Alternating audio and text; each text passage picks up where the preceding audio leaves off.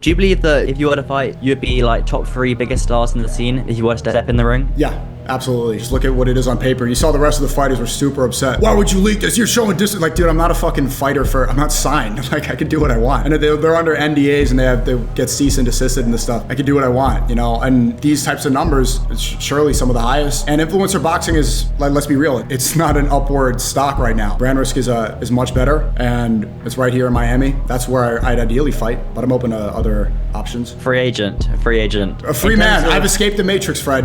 I'm a free man. I can play any music I want. I can show the text messages that I want. I can do what I want. Nobody has dirt. Nobody can do anything. This is a free man existing. Hey, Fred. Thanks for staying up late. How are you? Nice to talk to you again. Let me just get my stuff set up properly.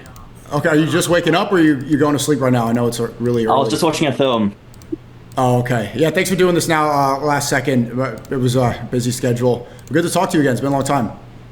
Let me just make sure my mic's working. It just cut out for a second. You just cut out. Testing. Yeah, now you're good. All good to go. Perfect. Well, how you doing, Fred? Cool. Let me just get started. Record. Recording in progress. Cool. Perfect. For me, it's this camera. This is Fred Beck from Fred Talks Fighting. I'm joined at 4:30 a.m. It's good to do interviews this early. I'm joined by SNEAKO. You're a very busy man, SNEAKO, so it's good to speak to you again. Thank you for coming on the channel. How's life treating you? Life's treating me great. It's been really busy. I always love speaking to Fred, one of the best fighting journalists in the game. Well, thank you. I appreciate it. Likewise. I mean, the last time I spoke to you was at the Brand Risk event last year, actually. First interview of 2026. You've been in the headlines quite a lot. We'll just go straight into it today. The offer you had to fight Andrew Tate. Do you really think it was a fair thing to do, to leak it like that? Something that's private and confidential? Could do what I want. I'm not signed to any corporation or any organization. They've been disrespectful. Mams apologized, and I appreciate that. I have no disrespect. But in the past, they were extremely slanderous on me to try to bait me into a fight. And, I could do what I want. And also the new CEO has been lying on my name, slandering me, went on a whole apology tour about something, blaming me, trying to throw me under the bus and get me to be the fall guy. So I don't think I owe these people, this organization, or the new CEO any sort of loyalty, and I would do it again.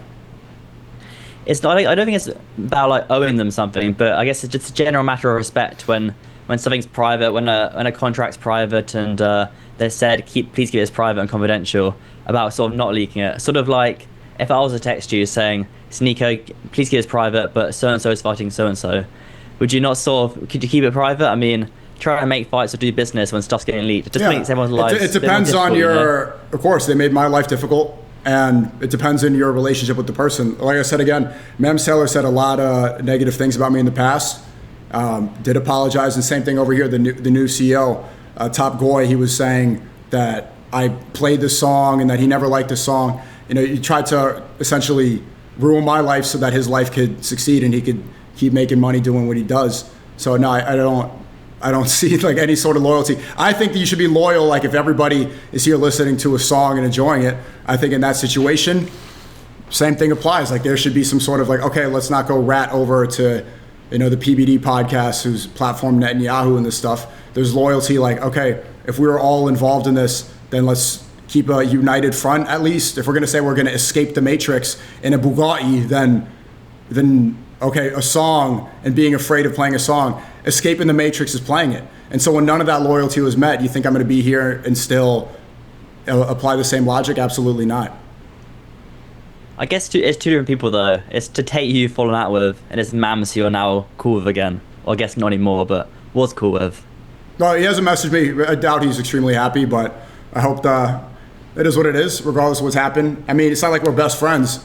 Don't want to bring it all up now, but Mams Taylor said a lot of, I didn't even know who this person was. Beforehand, to be perfectly honest, not disrespectful, I thought that Mams was a woman. I didn't know it was this shadowy person that people spoke about and said like, oh, KSI's manager, this stuff. And I didn't know who this person was. So I'm not even trying to be disrespectful. This is actually what I thought. Then when I put a face to the name, I'm like, okay, this makes sense. It seems like he's a connected guy.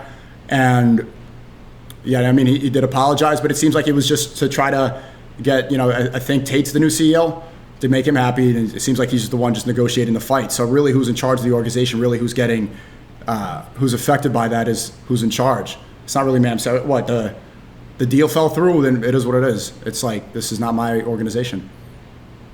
Okay, so moving on then, you said to me earlier in the interview that you would do it again. With sort of stuff getting put out there every now and again, sort of leaking stuff, so and so, do you have any intention of fighting, or Of course I do. is it something that you would Yeah, you do? there's a fight out there with some dork who called me out and has been running away for a year. I accepted the fight, and then he started talking about the money and just ran away. And that stuff I think is fraudulent. I think applies to the same space, the same red pill. And sorry to interrupt you, SNEAKO. Who is that person you're talking about there? I'm not going to say the name. There's no point in mentioning. Just some co-host of a podcast, like essentially. Oh, like, Fresh and Fit. sure. And yeah, I don't want to.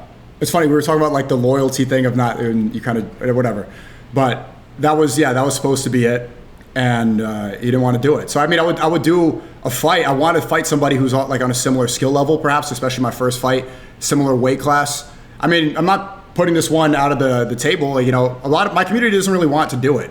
They don't really see it worthwhile.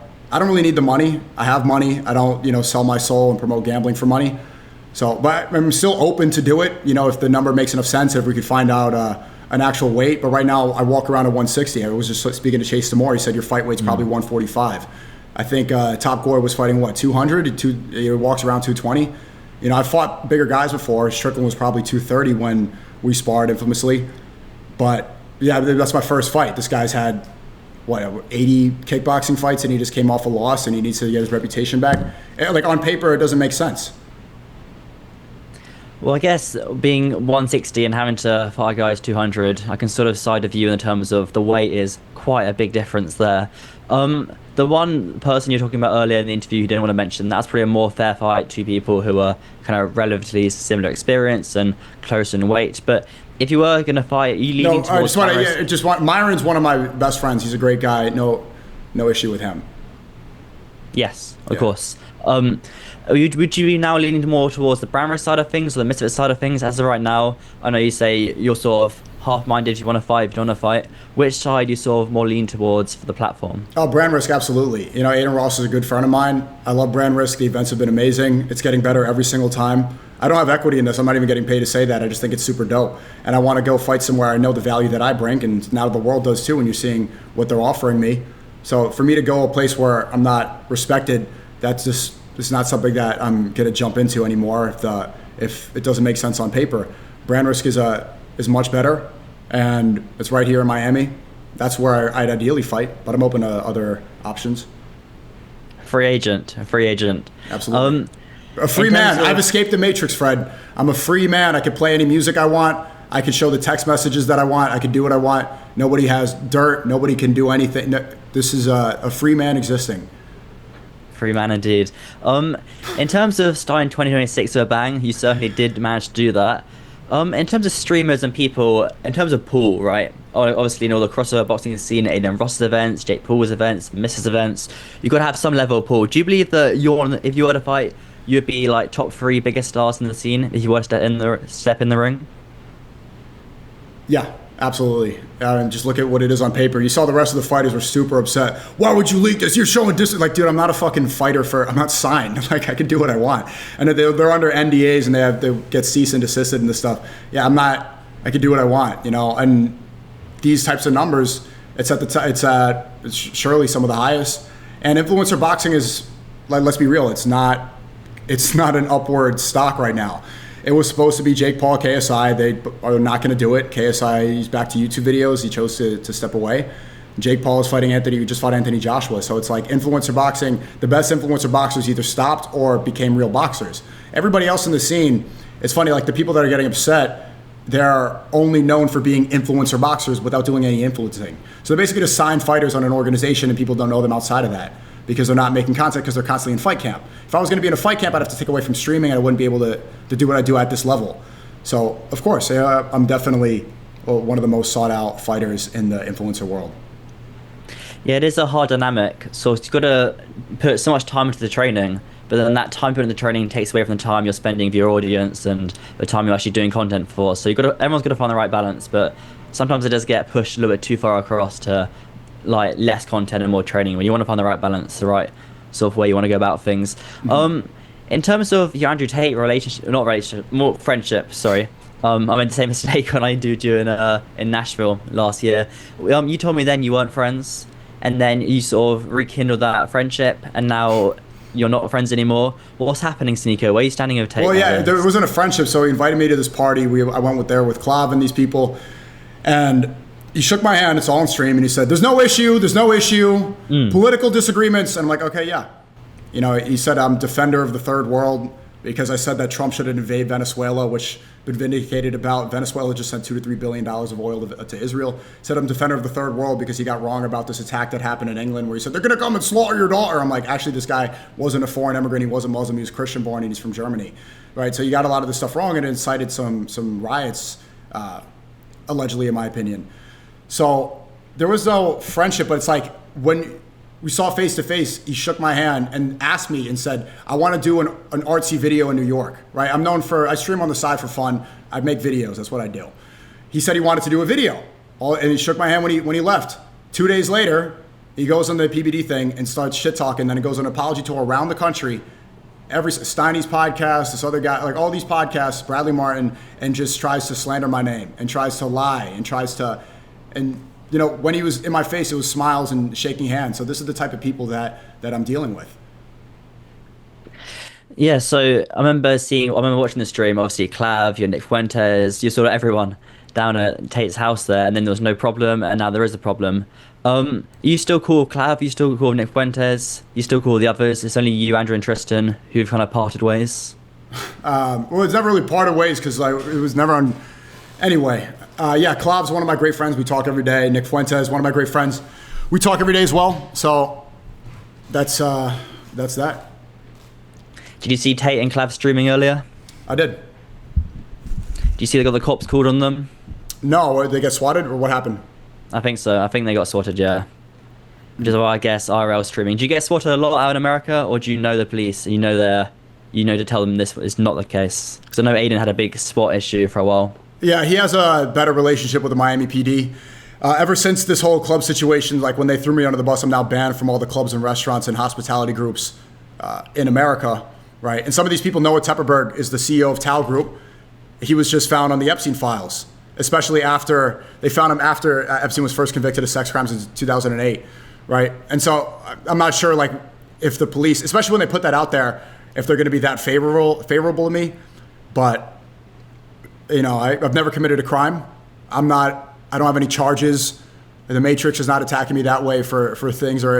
So I hope I'm fine. No, I haven't been swatted in a long time. Things have been good. That's good, yeah. Swatting is pretty scary. But how come you're banned from all these clubs and Clav isn't? Because he doesn't lean into politics. He's not a political guy. He's reiterated that Clav is a mogger. He's just here to looks max. He's here to mog.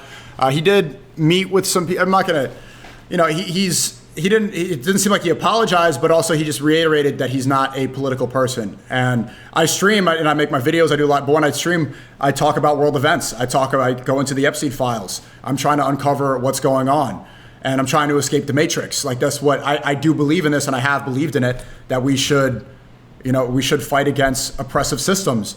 It doesn't seem like everybody is on the same page about that. So I really do believe in that, and I think that's why I am targeted amongst others.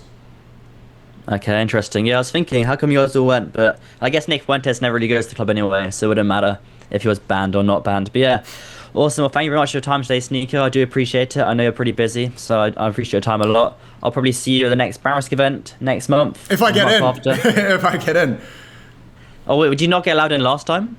Yeah, some guy at the front, some security guard said, "Oh, you know why you can't come in." And but it was also maybe it was a misunderstanding because I said I wasn't. But that was a tense time between you and Aiden. Now you and Aiden are all cool, aren't you? Yeah, it's always like that. We're like we're always arguing. But he did say that I could go in, but I was with Myron and we couldn't get him. So I didn't want to go leave him. He's my friend, so I stick up for my friends. I left with Myron, but yeah, you guys will come next. You guys will come next time, though. Yeah, inshallah, God willing, will hopefully. I hope so. I hope to see you there. It's always great to talk to you, man, Fred. I really appreciate your time. And next time I'll be right on time, and I'll see you soon, hopefully. No worries. I'm happy to fit in your schedule. I know that you got do a lot of streams, sitting at your desk for 6 or 5-6 hours is a lot harder than most people think. So yeah, thank you for having me. Well, no, Sneako, not just and- sitting on my bed. I do a lot of IRL streams. I'm doing 8 No, hours. sorry, I didn't mean no disrespect. I mean, like, doing streaming for a long period of time, talking to the camera, is a lot more work than people think. Yeah, no, I don't think you would be. But I saw some of the fighters that are mad, like, oh, just go sit at your desktop and stream. It's like, nah, man, I'm outside every day. Like, I'm always, I do a lot of content. But yeah, anyway, thank you so much. Talk soon. Awesome. Thank you, guys. See you soon. Bye.